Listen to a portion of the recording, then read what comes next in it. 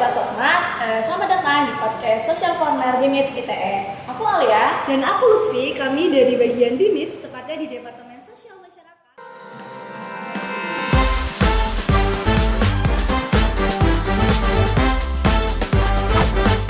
Dan untuk Social Corner hari ini kita membawa judul belajar dari aksi nyata untuk bergerak bersama Social Corner BIMITS X WIPOS Indonesia 2025.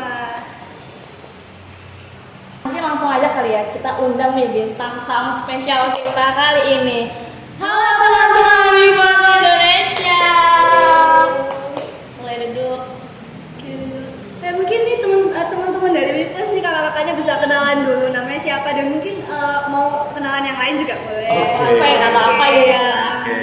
Halo, kenalin namaku Nabila dari WIPOS Indonesia, khususnya titik 1 Wonokromo. Oke, halo Mbak Nabila. Halo, kenalin aku Fahmi dari pengurus inti WIPOS Indonesia. Halo Fahmi.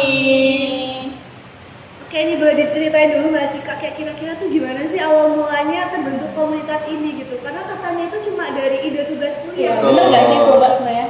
Betul, jadi WIPOS itu memang awalnya merupakan sebuah tugas kuliah dari kakak-kakak founder kami. Ada Kak Tabita, Kare, Kak Visi, dan timnya pada saat itu di tahun 2019. Mereka itu mahasiswa dari jurusan psikologi UKWMS. Nah, terus awalnya memang mendapat tugas untuk pengajaran. Cuma mereka tuh berpikir ingin membuat sebuah platform yang sekiranya bisa berdampak dan sustainability. Akhirnya bertemulah dengan titik 1 yaitu Wonokromo di pinggiran rel. Mereka mulai mengajar anak-anak di situ dan saat ini kita sudah berkembang sampai memiliki 6 titik. Wih, keren banget. Keren banget. Dan untuk namanya sendiri kan WIPOS ya Mbak ya. Itu tuh artinya kan biar beneran bad on purpose. Sebenarnya filosofi dari makna nama itu sendiri itu apa sih? Bisa diceritain kali ya? Kenapa memilih nama WIPOS? Oke, jadi WIPOS kan memang we are different but one purpose. Itu linear dengan tagline kita juga, yaitu kita beda kita kerjasama. Di mana ketika awal mula WIPOS ini terbentuk, itu banyak banget keberagaman yang terjadi di WIPOS. Ada yang dari Papua, ada yang dari suku Melayu, ada yang dari Manado. Jadi memang kita tuh berbeda-beda, asalnya beda-beda, backgroundnya juga beda-beda. Cuma kita memiliki satu tujuan yang sama, satu visi yang sama kayak gitu. Keren banget. Oh ya, terus kayak gimana sih perjalanan WIPOS ini sampai akhirnya itu bisa berkembang sebesar sekarang juga deh. Dulu tuh cuma di Surabaya, tapi sekarang selalu kalian mau ada event gitu ya di luar pulau gitu. Betul. Dan itu gimana sih perjalanannya dari awal? Oke, jadi memang WIPOS kan awal mulanya adalah namanya Komunitas Peduli Anak WIPOS Surabaya, yang memang kita fokus untuk empower anak-anak marginal yang ada di kota Surabaya. Cuma memang WIPOS ini merupakan sebuah komunitas yang dinamis, sehingga kita juga terus berkembang, terus mengekspansikan semangat kita kerjasamanya ini. Kemudian di tahun 2025 ini pada bulan Februari kita resmi menjadi komunitas WIPOS Indonesia. Nah, dari situ kita mencoba untuk kayaknya kita bisa nih lebih menyebarluaskan semangat ini, lebih mengempower anak-anak di Indonesia khususnya, bukan hanya Surabaya. Nah, jadi di tahun 2025 kebetulan kita ada nama event, namanya adalah Suara Anak Nusantara. Itu merupakan rebranding dari Suroyo, Suara Arek Surabaya di tahun-tahun sebelumnya. Dan di Suara kali ini adalah kita mencoba untuk memberikan ruang ekspresi bagi anak-anak dan juga pemuda di Indonesia. Jadi kita ada campaign di Lombok, kita juga ada di Sampit Kalimantan, di Banjar Kalimantan, di Kota Serang Banten, terus juga ada di DKI Jakarta dan Yogyakarta, dan masih banyak yang bakal kita datengin lagi gitu. Menurut Bapak sendiri nih, kan ada ya tagline yang mana tuh bunyinya ruang aman, tumbuh dan berkembang untuk anak-anak. Menurut Bapak sendiri nih, ruang aman tuh gimana sih Kak? Karena kan di era digital saat ini kan anak-anak tuh bisa bebas mengakses informasi secara masif. Oke, yang dimaksud ruang aman tuh di sini itu kan dari background anak-anak yang kita ajar itu berbeda-beda ya. Nah, itu tuh kadang mereka itu ada yang mungkin kurang bisa berekspresi pada saat di rumah gitu. Jadi dimaksud ruang aman tuh pada saat kita melakukan pengajaran mereka bisa berekspresi dan juga belajar bareng kita. Jadi mereka kadang tuh cara pendekatan kita itu karena ada yang besar-besar dan yang besar-besar kan udah lebih ngerti teknologi ya. Nah mereka lebih luas kan jangkauannya, mereka tanya biasanya kayak ya tanya ke kita, jadi kita tuh memberikan ruang untuk mereka bebas berekspresi, bebas bertanya gitu loh, gitu sih. Nggak membatasi ya Mbak ya? Iya, betul. Dan ada media buat mereka tuh nggak takut buat menyuarakan Betul. pendapat. Benar. Mungkin aku mau izin menambahkan sedikit ya. Jadi kalau ruang aman di WIPOS itu sendiri dalam metode pengajaran ataupun kita pendekatan kepada adik-adik itu ada yang namanya metode pendekatan psikologi positif, di mana kita itu mencoba memahami kondisi dari adik-adik tersebut. Kayak kita juga memberikan empati kita terhadap adik-adik, memberikan simpati sehingga adik-adik itu bisa merasa kita tuh apa ya, sebagai kakak bagi mereka dan mereka bisa bercerita ke kita kayak gitu sih. Bahkan ada itu ya Mas ya, dari segi psikologisnya diperhatikan banget. Betul. sama Iya, dia. pasti. Tapi relate banget sih waktu kita kemarin ngajar di Wonokromo juga, kayak adik-adiknya tuh kayak bebas gitu, kayak mereka pengen apa juga berani bilang ke kita. Betul. Padahal kita juga terhitung masih asing mungkin ya mereka. Sebenarnya kita bakalan masuk buat membahas terkait gimana sih pengalaman di lapangan secara langsung. Biasanya kan di WIPOS kan ada beberapa titik ya, ada 6 titik kalau nggak salah. Betul. Nah di 6 titik ini tuh apakah program yang diajarkan itu sama atau berbeda? Bisa diceritain Mbak? Oke, jadi kalau menurut kita sendiri itu karena background mereka itu berbeda-beda, jadi sifat mereka itu juga berbeda-beda. Nah, kita itu evaluasi dulu, kita teliti dulu mereka itu butuhnya pengajaran apa. Kalau misalnya ya di titik 1 Wonokromo nih masih butuh pengajaran public speaking. Nah, mungkin public speaking itu kita terus menerus ajarkan, mungkin 2 sampai 3 kali. Terus kalau misalnya di titik 2 masih butuh manner, nah itu kita ajarin manner itu berkali-kali gitu. Jadi tergantung kebutuhan titik gitu. Terus kayak kan tadi setahu aku juga tiga itu ada 6 gitu ya Kak. Nah, apakah punya tiap-tiap titik itu punya pendekatan yang berbeda-beda gitu, atau gimana sih lebih tepatnya? Karena kan memahami karakter anak tuh jujur susah Betul. banget gitu. Iya, benar. Iya. Terus kayak anak tuh bisa pertama kali ketemu kayak gini karena moodnya bagus, terus kalau moodnya jelek dia beda lagi gitu, kayak Iya. kepribadiannya ganda mungkin anak-anak.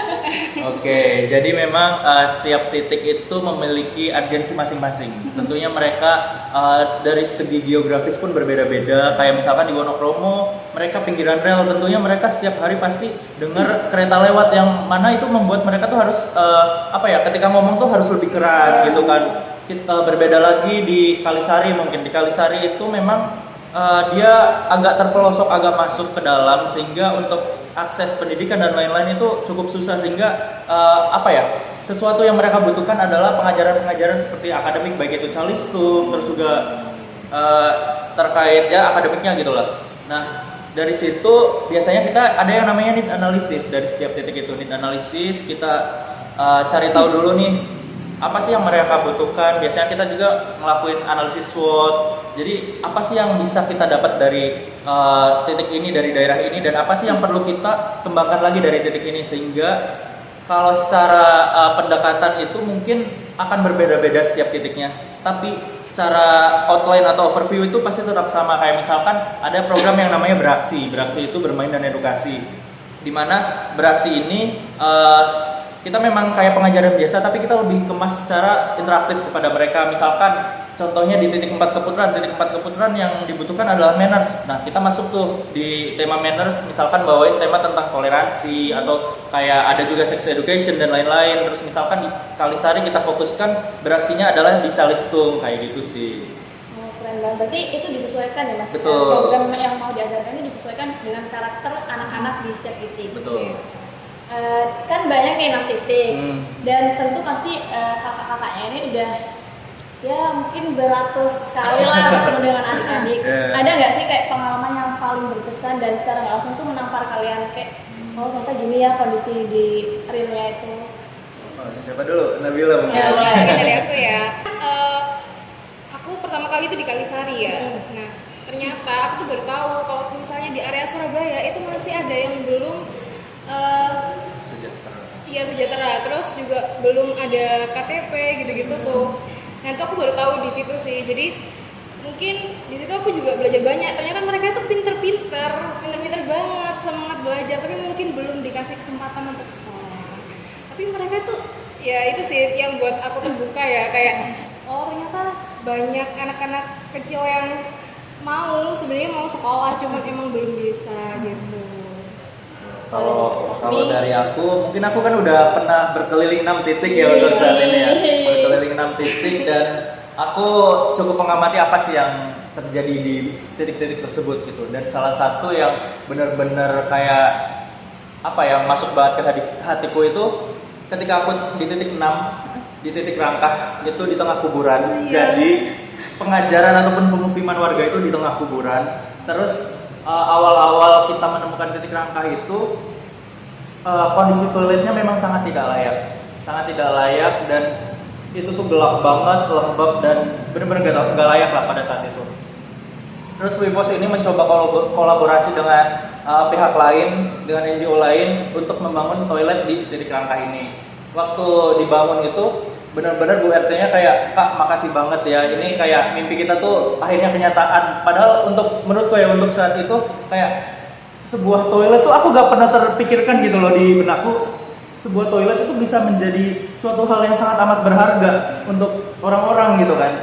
Mungkin kayak awal-awal aku sebelum Wipos tuh aku selalu ngelihatnya ke atas, kayak kok orang itu bisa kayak gitu sih, kok orang itu bisa sampai di titik itu, sampai punya ini itu, tapi kok aku gak bisa ya, aku kok belum bisa mencapai titik itu. Tapi ketika aku join Wipos, kayak aku tuh akhirnya apa ya, bukan dipaksa tapi kayak otomatis kayak aku dituntun untuk melihat ke bawah juga gitu. Ternyata masih banyak orang-orang yang tidak seberuntung aku gitu. Dan salah satunya titik Rangkah itu yang benar-benar bisa, oh kayaknya aku kurang bersyukur deh gitu kan, kayak gitu sih. Iya, tapi yang masalah toiletnya tadi kebetulan aku juga pernah main ke Rangka, terus kayak aku denger gitu kayak dari apa ya, masyarakat di sekitar sana gitu, katanya kayak tuh loh Kak, kalau mau pipis toiletnya di sana udah bagus kan. Terus kayak dibanggakan banget gitu.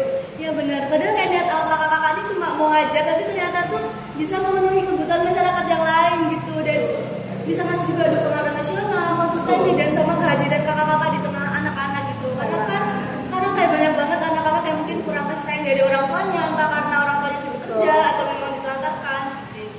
Karena emang kan secara realnya kan banyak ya Mbak, anak-anak yang kurang beruntung. Padahal kalau dibina, kalau dituntun tuh sebenarnya mereka malah bisa lebih kan.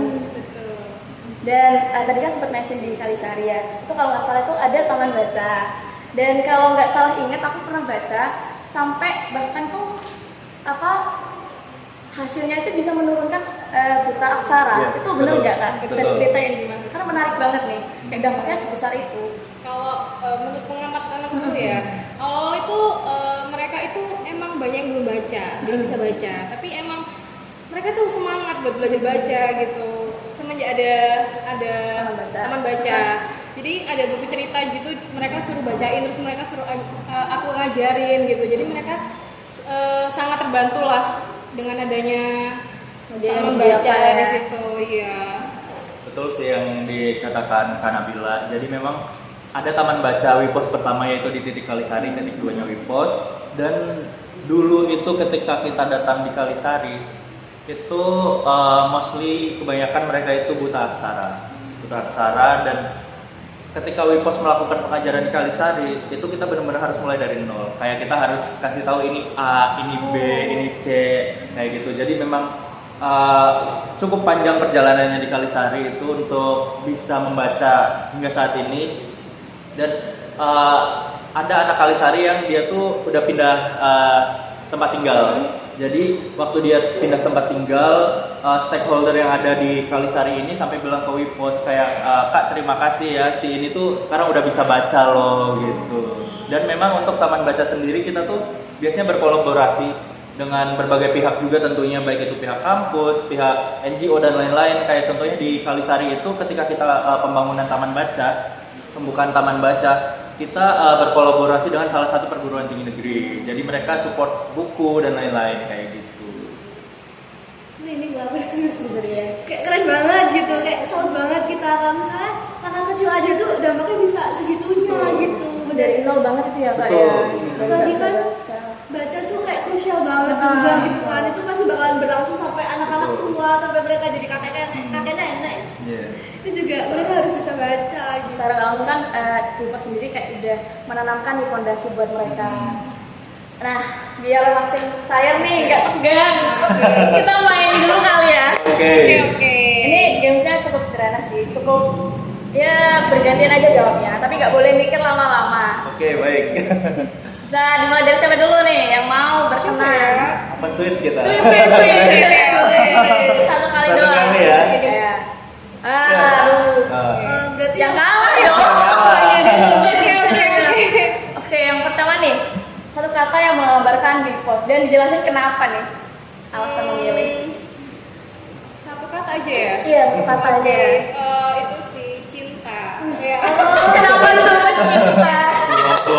Iya, karena di situ aku juga mengekspresikan kasih sayang ke anak-anak juga kan. Jadi aku juga merasa dibantu sama anak-anak itu buat Jadi feedback kita ada feedbacknya ya. sayang. Terus juga Sudah mereka juga sayang banget ke aku. Oh, kira kamu motivasinya di sana gitu. Enggak dong. Enggak dong. Harusnya anak-anak. Iya, gimana sih? Itu bonus kalau ada. Boleh masuk. Oke, gitu aja sih. Cinta, keren. Apa nih gimana? Oke, kalau aku WePos itu rumah. Wih. WePos itu rumah. Berarti kakaknya Iya. rumahnya 6 gitu ya. Lumayan 6, betul.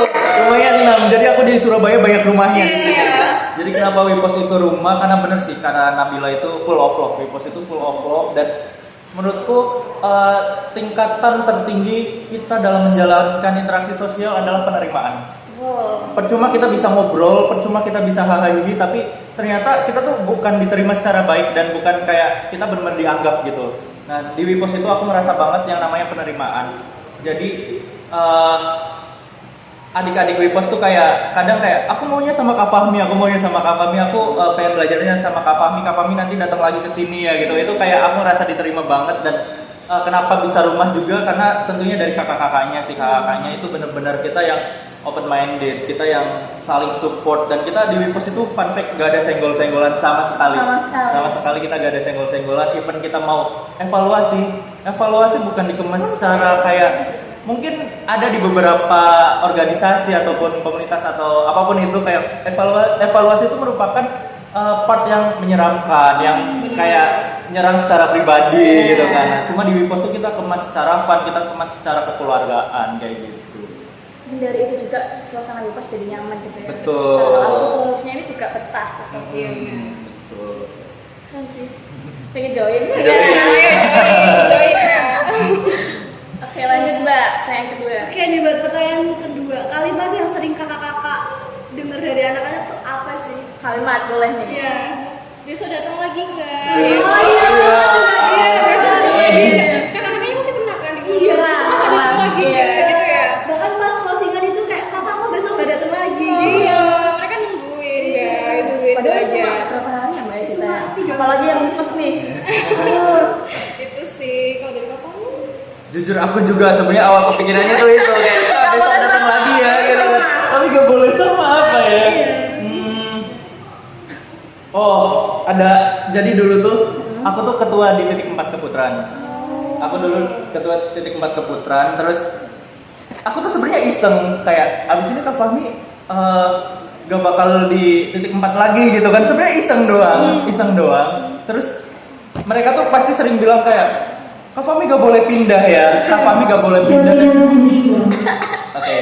Jadi mereka sering banget bilang kayak Kak Fahmi gak boleh pindah dari Keputaran, Kak Fahmi harus tetap di Keputaran. Dan kayak kalau Kak Fahmi dipindah titik lain, nanti mereka yang bakal protes ke Kabita gitu. Itu sering banget waktu aku di Keputaran. Dan fun fact-nya adalah ketika aku naik menjadi mentor, aku tuh berpikir akan tetap di Keputaran karena dulunya adalah ketua titik 4 Keputaran yang mungkin akan membimbing ketua selanjutnya. Waktu itu dror gitu kan, ternyata aku ditempatin di Monokromo. Kaget semuanya, kaget dan kayak kok Kak Fahmi beneran gak di Keputaran gitu. Dari adik-adik tuh jadi yang dulunya suka ngisengin aku, yang dulunya sebenarnya mereka tuh bukan nakal tapi lebih ke kayak iseng gitu loh, caper gitu kan, kayak gak mau belajar bla bla bla gitu kan. Tapi ketika aku beneran ditempatin di titik lain, mereka tuh baru kayak Kak Fahmi beneran pindah gitu, apa gara-gara aku ya gitu, kayak gitu. Dan ngerasa bersalah dan akhirnya mereka saat ini kayak bener-bener yang mulai bener kayak belajar nih beneran gitu. Ada sisi positifnya ya ternyata. Iya bener. Gitu sih kalau dari aku. Keren. kelihatan tulus banget Iya. gitu ya, walaupun kadang emang mungkin terlalu berisik tapi kayak seru aja gitu main Iya. sama Mereka mereka tuh gitu. iseng ya, bukan nakal. Iya. Isengnya nggak main-main, Iya. kayak daratan. Iya, bener-bener. Terus buat pertanyaan selanjutnya nih. Tadi kan udah berkesan, sedih-sedih tuh. Sekarang yang lucu-lucu aja. Momen yang Oke. paling lucu menurut kalian. Jadi Nabila. Oh ya. Sampai ngakak banget Sebenarnya tuh. tuh banyak banget. Iya. Cuma kayak mana nih yang sekiranya gong banget gitu. Ingat-ingat. Mungkin dari aku ya. Boleh. Jadi pertama kali aku di Wipos itu aku volunteer biasa. Itu di nama programnya adalah BBKA, Belajar Bareng Kakak Asuh. Di Titik Kalisari pada saat itu aku lagi ngajarin anak kecil nih, lagi anak-anak. Kalau di Kalisari itu kita bagi jadi 3 segmen adik-adiknya, early, middle, sama late. Aku lagi megang anak early, jadi anak-anaknya masih kecil banget. Jadi kan posisinya lesehan ya, di bawah lesehan, terus kayak ya kita sambil ngajarin gitu kan, ngajarin. Tiba-tiba dari belakang ada yang lari, dia lompat masuk ke sini kok. Jadi dia tuh kayak langsung ngegendong di leher gue gitu dan kayak ini apa? Ini apa? Terus kayak aku kaget dan kayak ternyata itu adik-adik Kalisari. Saya kecil banget ya. Iya. Ini aku. Kaget kayak kok tiba-tiba ada di pundakku gitu kan. Itu ngakak sih dan salah satu yang paling ngakak selama aku di Wipos. Itu gak jagungan kakaknya. Iya. Kalau Nabila? Kalau aku gini sih, kan aku kan pengurus baru banget ya, Iya. pengurus baru di Wonokromo. Nah, ternyata sebelum aku itu tuh pengurusnya sangat lama dan mereka tuh masih belum menerima itu gitu awal-awal. Nah, mereka itu aku samperin, terus mereka bilang gini, sebenarnya aku nggak mau belajar, tapi karena kakak cantik jadi gitu, kan aku jadi merasa terhibur ya. Jadi aku itu sih alasan sering datang ya. Pokoknya setiap jemput kalau kakak cantik nggak apa-apa deh. Iya sih, karena memang anak-anak Wonokromo kan dia udah masuk ke umur-umur puber kan. Iya, Jadi benar. kayak untuk penampilan tuh mereka udah mulai concern terkait itu. Udah mulai notice gitu ya. Betul. Tapi nggak apa-apa sih kan itu naikin mood ya, Pak. Iya. Kayak ya udah makanin ego gua. Betul, betul. Iya sih, jadi kita kayak semangat mengajari mereka. Betul. Terakhir, Mbak. Oke, terakhir nih, kalau Wipos jadi lagu, kira-kira lagu apa dan kenapa? Itu tuh aku dulu. Oke. Lagu kasih. Kenapa? Soalnya yang part taburiku. Nanti nggak gitu. Iya. Aku nggak ya. Udah aku pada dengerin kasih kan. Kalau kamu Kak? Kalau aku Wipos jadi lagunya si JR. Apa? Terhebat. Oh. Tak perlu tumbuh hebat untuk berani memulai apa yang kau impikan. Jadi kan kayak kita tuh gak perlu punya nama yang gede dulu nih, kita gak perlu punya nama yang gede dulu, gak punya ibaratnya power ini itu dulu, tapi dari hal-hal kecil tuh kita bisa berdampak gitu. Dari yang kecil ya. Lucu sih. Oke, seru banget ya, sampai aku speechless ini. Kayak banyak pengalaman. Dengan speechless saya kan secara nggak langsung kan pengalamannya itu kayak relate dan ternyata cukup Iya menyenangkan. bener, ternyata kayak adik-adik tuh emang selucu itu gitu. Dan apa ya, kayak bener sih kata Kak Nabila tadi, mereka tuh penuh cinta gitu. Kayak hatinya tuh masih hati-hati bersih. Makanya kayak mungkin kakak-kakaknya ini semakin semangat buat mengabdi ya karena mereka gitu. Terus nih lanjut ke topik selanjutnya. Kan kalau dari kami sendiri di MIS, terutama kemarin kita waktu pengajaran, itu tuh sebenarnya tantangan terbesarnya itu bukan karena materinya berat atau apa, tapi terkait menyeimbangin antara energi anak-anak dan energi kita gitu. Kadang tuh kita udah berusaha kayak sabar, kita mengimbangi, tapi mereka kadang terlalu aktif banget. Jadi kita kayak aduh diem dulu, tapi masih kayak bisa diem gitu. Mungkin dari pas bisa diceritain nih, karena udah 6 tahun juga kan, gimana sih kalian tuh nge-treatment mereka dan gimana caranya biar anak-anak tuh lebih kondusif. Oke, dari aku dulu mungkin ya. Boleh. Oke, kalau di titik satu Wonokromo itu tuh pendekatan kita itu udah menyampaikan ke volunteernya tentang kondisi adik-adiknya. Kita jelaskan bagaimana dan pastinya mereka itu yang daftar itu mereka adalah orang-orang yang suka sama anak-anak kebetulan. Jadi mereka benar-benar bisa nge-treat anak-anak. Jadi mereka selain kakak-kakaknya nih, adik-adiknya juga tahu gitu loh, juga merasakan energi itu kalau ternyata kakaknya sayang sama aku beneran gitu. Jadi itu sih. Terus gimana tadi pertanyaan? gimana Wipos sendiri tuh menjaga konsistensi dan semangatnya gitu loh. Iya, Kan jadi pasti capek kan kalau berhadapan dengan anak-anak secara terus menerus. Oke, jadi kita itu juga kan setiap mau terjun ke lapangan kita itu melakukan yang namanya role play.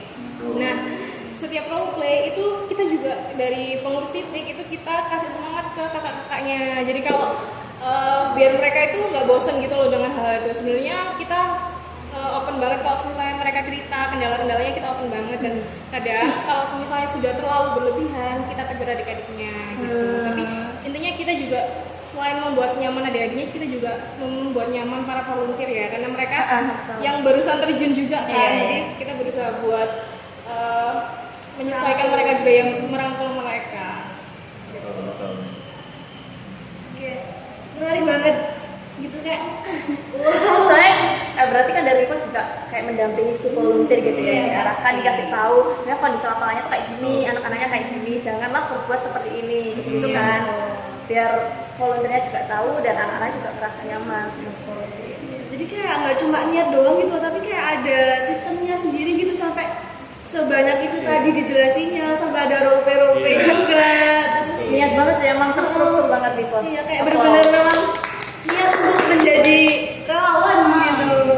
Nah, terus pertanyaan selanjutnya nih, kalau misalnya ada mahasiswa atau komunitas yang mau collab sama kakak gitu dan mau berkontribusi mungkin ya, entah sebagai relawan atau sebagai volunteer gitu. Nah, gimana sih cara mereka biar bisa gabung atau terlibat di kegiatan itu? Oke, jadi mungkin kita bahas yang berkolaborasi dulu ya. Jadi kalau yang untuk kolaborasi itu seperti halnya Bibits kemarin mungkin ada isi form gitu-gitu kan. Nah, jadi memang Wipos ini menyediakan formulir dalam bentuk Google Form untuk pengajuan kolaborasi. Nanti akan dianalisis dulu sama pihak Wipos apakah ini ACC atau tidak, nanti dihubungi kembali. Lalu selanjutnya adalah yang terkait ketika ada orang yang ingin bergabung menjadi volunteer kami. Nah, jadi mungkin untuk di Wipos sendiri kita itu mengenal yang namanya 4 lingkar. Lingkar 1 itu isinya pengurus inti. Pengurus inti ini kita kontraknya 1 tahun. Itu biasanya yang udah lama Wipos atau memang tidak menutup kemungkinan untuk orang-orang baru juga. Terus lingkar 2 ini namanya pengurus titik. Kayak Nabila dan tim di Wonokromo itu pengurus lingkar 2. Lingkar 2 ini mereka kontraknya adalah 6 bulan. Kemudian ada lingkar 3. Lingkar 3 ini volunteer tetap di titik itu, di salah satu titik. Jadi misalkan volunteer titik Wonokromo, ya udah mereka sebenarnya kewajibannya adalah mengabdi di Wonokromo aja. Itu mereka selama 3 bulan. Terus ada juga lingkar 4. Lingkar 4 ini namanya volunteer lepas. Jadi misalkan sistemnya event atau kayak ibaratnya mau main-main dulu di Wipos, itu bisa masuk ke lingkar 4. Jadi untuk lingkar 4 sendiri itu kita fasilitasi dengan grup namanya info kegiatan Wipos.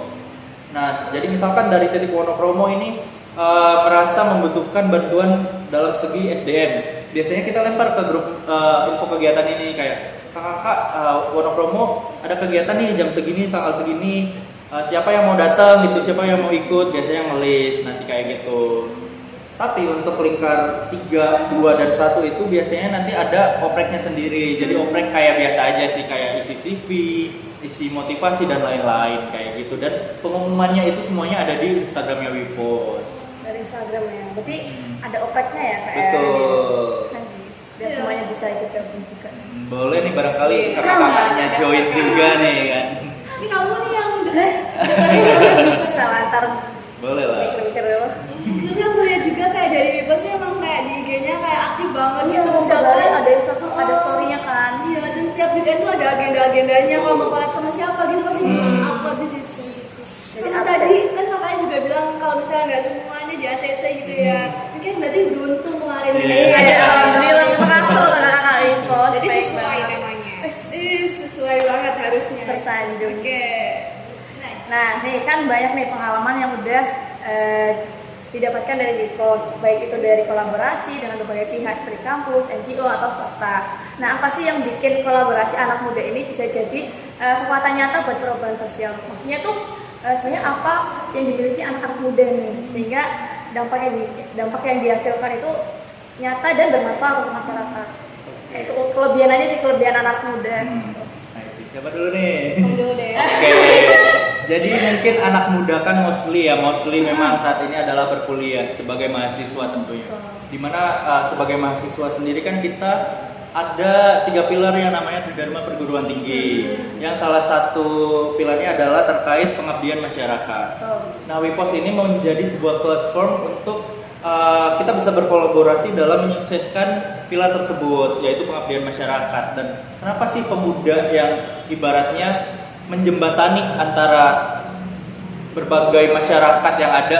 Karena pemuda itu memiliki suatu power yang kita tuh bisa menggerakkan, kita bisa menginfluence orang-orang di sekitar kita. Pasti orang-orang itu berpikir mahasiswa atau pemuda itu merupakan seseorang yang ibaratnya mereka punya ilmu gitu loh. Mereka punya ilmu dan mereka berpendidikan sehingga mereka tuh bisa memberikan trust mereka kepada kita kayak gitu sih. Karena Bella nih. Sama sih kayak Kak Fahmi, menurut pandanganku juga kayak gitu. Karena menurutku anak muda sekarang itu kita yang bisa influence dengan secara turun lapangan, terus juga lewat sosial media kita paling bisa ya. Jadi rasanya emang kita sangat berdampak untuk sosial. Ya, secara maksudnya lebih melek teknologi juga Iya, ya. benar. Gen Z kan lagi naik-naiknya ya saat ini, kayak apapun diviralin langsung cepet gitu kan, langsung iya, satset gitu kan.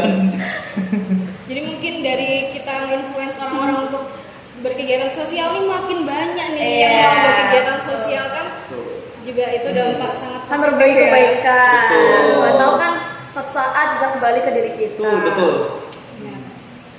Oke, terus kan kakak-kakak juga udah lama gitu kan di pos. Nah, sejauh yang kakak alami gitu, sebenarnya kayak peran mahasiswa itu bisa masuk sejauh mana gitu loh buat membangun gerakan sosial yang bisa bener-bener ngasih dampak yang besar dan berkelanjutan gitu, dan ya ada improve-nya gitu. Dan mungkin bisa diceritakan juga apakah ada kayak batas-batas gitu mas, kayak kita kan istilahnya kita terjun langsung sama masyarakat, apa yang nggak boleh dilakukan ke sana gitu, mungkin bisa jelasin. Oke, jadi mungkin balik lagi ke jawabanku sebelumnya. Memang kita tuh ada Tridharma Perguruan Tinggi dan Pengabdian Masyarakat itu tentunya kita masuk ke dalam sektor sosial masyarakat juga. Terus kan sebenarnya pemuda ataupun mahasiswa itu saat ini mungkin secara tidak langsung dipersiapkan untuk menjadi pemimpin esok hari juga kan. Jadi untuk ketika kita berbicara jangka panjang dari berbagai kegiatan yang kita lakukan, mungkin someday kita gak tahu kapan tahun berapa kita bakal jadi pemimpin, terus kayak kita keinget kayak wah aku dulu ngelakuin kegiatan sosial nih, ternyata di wilayah Surabaya tuh masih ada masyarakat marginal yang belum terempower. Nah terus mungkin ketika kita jadi pemimpin kan who knows ya, kayak siapa tahu kita tiba-tiba keinget terus kita turun ke wilayah itu dan bisa memberdayakan masyarakat dengan power kita yang sudah sebegitu besarnya. Nah mungkin untuk jangka pendeknya sendiri ya itu sih, kita bisa memberikan edukasi kepada masyarakat, kita bisa membuka mata mereka, membuka pengetahuan baru juga bagi masyarakat yang mungkin mereka belum kepikiran. Kayak misalkan contoh kemarin itu sempat ada kampanye suara terkait bahaya merokok. Jadi ada salah satu titik di mana bahkan anak-anak yang masih SD itu merokok. Iya udah banyak. Merokok, iya, terus di situ kayak kita masuk campaign edukasi kesehatan, kayak kalian tahu gak sih asap rokok gitu kan, terus isinya apa aja gitu, terus kayak kalian tahu asap yang warna putih dari kendaraan bermotor gitu yang bau gitu, tahu gitu kan. Nah, itu sebenarnya kandungannya sama gitu, isinya adalah karbon monoksida yang bakal menghambat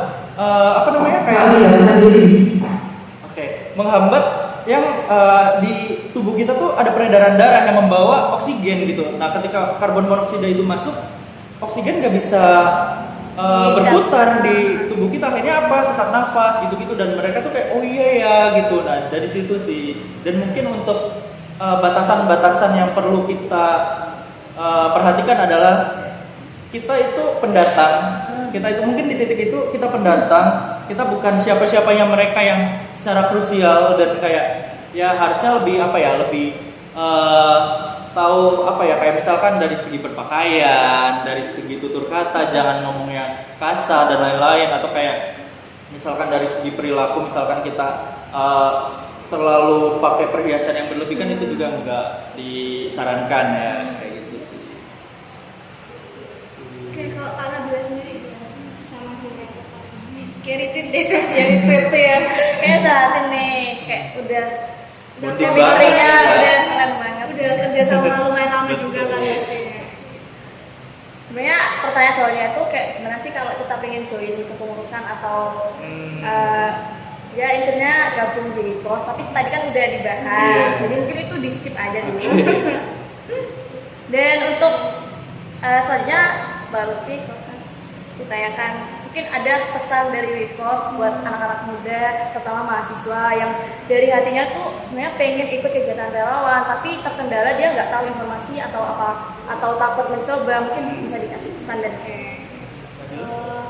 Menurutku ya jangan meremehkan hal kecil dari kalian karena mungkin itu bisa berdampak besar buat orang lain. Jadi kalau semua mau daftar ya udah daftar aja, pede aja. Yang penting niat dari hati dulu sih.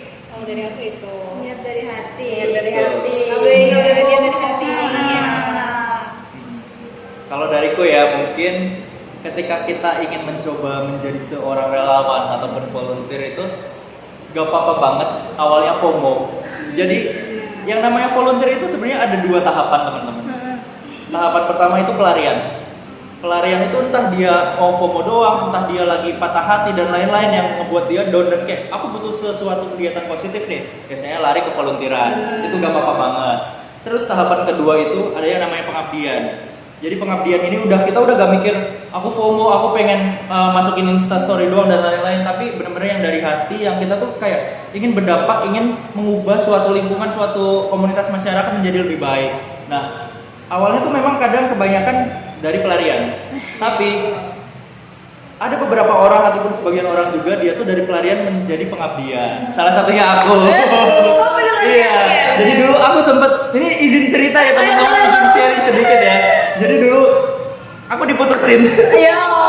Aku diputusin dan kayak aku pusing banget dan kayak aku gak mau sendirian di pos dan kayak aku pengen kegiatan positif lah. Ini aku join volunteer di pos. Terus kok nyaman ya, ternyata kayak dapat support banyak juga. Akhirnya mungkin saat ini aku mencoba untuk aku bisa menempatkan diri di posisi aku udah pengabdian nih kepada masyarakat kayak gitu sih. Dan apa ya, kalau ketika kita mau menjalankan volunteeran itu sebenarnya simple, bener kata Nabila, niatkan dalam hati. Jadi pertama itu niatkan dalam hati, kemudian lakukan dengan cinta, hasilnya akan bermakna. Keren banget kata-kata dari kakak-kakaknya nih. Terus kayak adik-adiknya nih termotivasi buat belajar. Iya dong. Buat passion garis keras gitu katanya. Oh ya, sambil diminum nggak apa kak? Iya, Minum aja. Siap, oke, kita minum ya. Jadi tadi izin recall lagi ya, nggak apa-apa banget kalau kalian tuh FOMO atau cuma karena ada suatu masalah terus pengen join suatu kegiatan relawan, itu nggak apa-apa banget. Karena menurutku di kayak misal komunitas atau perkumpulan orang-orang yang mana kegiatannya itu di sosial, itu tuh energinya bakalan positif banget. Kalian bakalan ketemu sama orang-orang yang juga sefrekuensi lah, dari empati ataupun dari segi apapun itu. Jadi secara nggak langsung tuh kalian bakalan menemukan rumah baru kan. Itu sih keren sih, tapi emang komunitas sosial tuh perlu diapresiasi. Iya, diapresiasi banget. Saya aku dulu juga gitu loh, aku gabung ke sosmed tuh gara-gara dulu tuh aku kayak pendiam gitu, kayak males banget, ansos gitu loh, males banget ngomong sama orang-orang. Tapi setelah aku terjun ke sosmed kayak wah ternyata enak ya interaksi sama orang-orang, terus kayak bisa ngasih dampak baik ke mereka, bisa mengabdi buat mereka, itu kayak ada kebanggaan tersendiri gitu di dalam hati aku. Oke, yang terakhir nih, apa sih mimpi Wipos untuk 5 tahun ke depan? Oh. Ini terserah mimpi yang nggak masuk apa, Oke. yang masuk apa nggak apa-apa, bebas.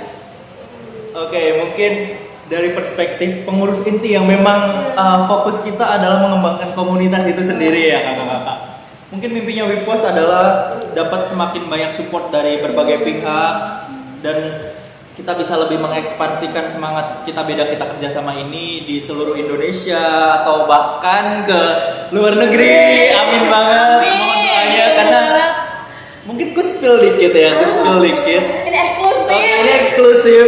Jadi di bulan Desember itu kita bakal ada kolaborasi dengan salah satu pihak dari Malaysia. Wow. Jadi kan mungkin dulu komunitas peduli anak Wipos Surabaya bertransformasi menjadi komunitas Wipos Indonesia.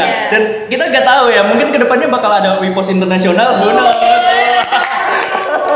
Kita belum tahu, tapi mungkin kedepannya bisa terrealisasikan dan tentunya kita bisa apa ya, mengempower tidak hanya kota Surabaya tapi kota-kota lain di Indonesia juga sehingga bisa sama rata baik dari segi ekonomi, pendidikan atau apapun itu. Jadi memang kalau Wipos tuh dari Surabaya untuk Indonesia. Keren banget. Bangga menjadi orang Surabaya. Betul. Ya bangga pernah merantau di Surabaya. Oke. Kalau kalian bisa ambil, Kalau dari aku ini dari perspektif titik ya. Iya, Karena dari itu sih segi semoga adik-adiknya ini menjadi orang yang sangat bermanfaat ya. Amin. Seluruh titik ini aku pengennya mereka itu punya semangat gitu loh. Ada yang gede-gede ini kayak pada bilang aku pengen kuliah kayak kakak gitu-gitu. Jadi kan semoga kalian diberi kesempatan dan karena pengganti kita nanti akan mereka gitu ya. Jadi semoga semua titik itu akan diberikan kesempatan untuk menjadi kita juga. Jadi juga berbuat baik kepada masyarakat. Keren banget ini pesannya. tapi adik-adik tuh biasanya ya Mbak, emang kayak mimpinya tuh besar banget. Kita tuh dulu kan pernah sama adik-adiknya juga, dan itu kan kita ngasih kayak sticky notes buat ditulis. Itu mereka kayak misalnya aku juga pengen kuliah di ITS kayak kakaknya, aku pengen gitu. Jadi secara nggak langsung mimpi dari Kak Nagla ini semoga bisa terwujud lah ya, karena masih banyak orang-orang yang kurang beruntung. Dengan hadirnya Wipos itu kan bisa mendukung adik-adik tersebut, ya, jadi orang yang sukses betul. Jadi kayak motivasi adik-adik buat belajar nih nggak padam gitu ya, karena banyak juga misalnya adik-adik itu yang dari kecil udah suruh kerja, kalau jadinya nggak belajar, nggak sekolah kan itu jadi kasihan juga. Padahal hak mereka semasa kecil itu harusnya belajar. Gitu. Nah, kayak luar biasa banget di Wipos tuh kayak bener-bener bisa jadi bukti kalau misalnya perubahan itu nyata gitu kalau dijalankan secara konsisten gitu. Jadi nggak ada yang mustahil. Kalau daerah terpencil kita ada, kita bisa mengembangkan apa yang ada di sana, ya pasti anak-anaknya juga bakalan termotivasi dan terdorong. Jadi semoga nih pendidikan Indonesia bisa lebih maju ke depannya. Amin. Nah, ini tuh udah segmen terakhir tau kan? Kerasa nggak? Seru ya ternyata ya. Seru ya kerasa. Iya sih. Oke, terima kasih banyak buat Wipos Indonesia udah berbagi cerita yang berdaging banget. Kami dapat insight baru dan mungkin kedepannya bisa buat inspirasi dan motivasi buat kita juga kedepannya. Semoga di suatu saat kita masih bisa berkolaborasi dengan Wipos atau suatu saat dari kita bisa bergabung ke Wipos, siapa yang tahu dan semoga mimpi-mimpi dari kakak-kakaknya bisa terwujud, dari yang Wipos Go internasional dan adik-adik yang bisa sukses. Kayak buat sobat sosmas juga yang kalau mau lihat aksi nyata Wipos tuh gimana, itu bisa langsung aja di follow nih Instagram mereka di @wipos.indonesia dan jangan lupa untuk follow nih IG kita @kipk_kuliah ITS biar kalian nggak ketinggalan episode lainnya gitu, karena nanti ini bakal tayang di sana gitu. Kalau misalnya kalian nggak follow nanti kita upload lagi nggak masuk lagi di situ.